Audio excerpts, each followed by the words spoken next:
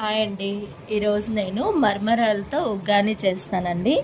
ఎలా తయారు చేయాలో చూద్దాము. ఫస్ట్ మర్మరాలని వాటర్లో సోక్ చేసుకోవాలండి. ఒక 5 మినిట్స్ సోక్ చేసి వాటర్ నుంచి స్క్వీజ్ చేసుకోవాలి.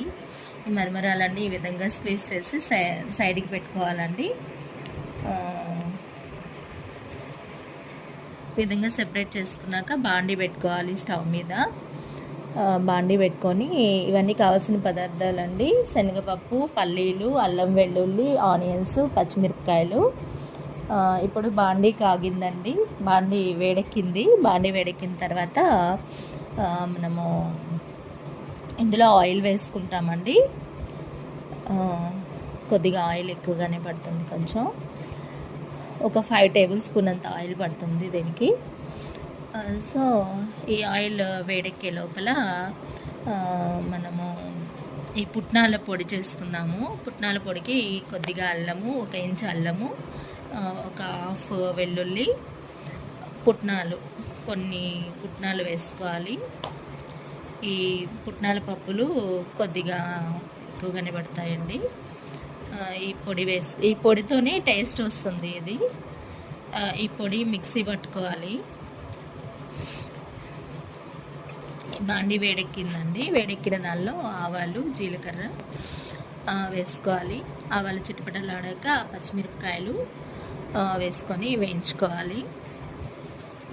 తర్వాత ఆనియన్స్ వేసుకోవాలండి. స్మాల్ పీసెస్ కట్ చేసుకున్న ఆనియన్స్ వేసుకొని ఫ్రై చేసుకోవాలి. ఇవి శనగపప్పు అండి. శనగపప్పు, పల్లీలు వేసుకొని వేయించుకోవాలండి. కొద్దిగా వేగిన తర్వాత కరివేపాకు కూడా వేసుకొని వేయించుకోవాలి. ఈ విధంగా ఫ్రై అవ్వాలండి. ఫ్రై అయిన తర్వాత మనము ఈ మరమరాలన్నీ స్క్వీజ్ చేసుకున్నాం కదా, వాటర్ నుంచి సెపరేట్ చేసుకున్నటువంటి ఈ మరమరాలన్నీ వేసుకోవాలండి. దీనిలో ఈ తాలింపులో వేసుకుందాము. ఈ విధంగా ఇవన్నీ వేసుకుంటాము. వేసుకొని కొద్దిగా మిక్స్ చేసుకోవాలి. మిక్స్ చేసుకొని పౌడర్ కూడా వేసుకోవాలండి. మనం పౌడర్ రెడీ చేసి పెట్టుకున్నాం కదా ఇంతకుముందు, ఆ పౌడర్ వేసుకోవాలి. వేసుకొని కొంచెం మిక్స్ చేసుకొని ఇందులో సరిపడా పసుపు,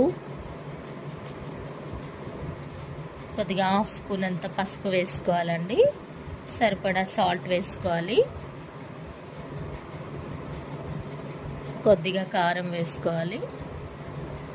ఇవన్నీ వేసుకొని బాగా మిక్స్ చేసుకోవాలండి. ఈ పౌడరు, ఈ తాలింపు అంతా ఈవెన్గా మిక్స్ అయ్యేలాగా అంతా బాగా మిక్స్ చేసుకోవాలండి. అంతేనండి, మర్మరాల ఉగ్గాని రెడీ అయింది. మీరు కూడా ట్రై చేసి ఎలా ఉందో చెప్పండి. ఎలా ఉందండి మర్మర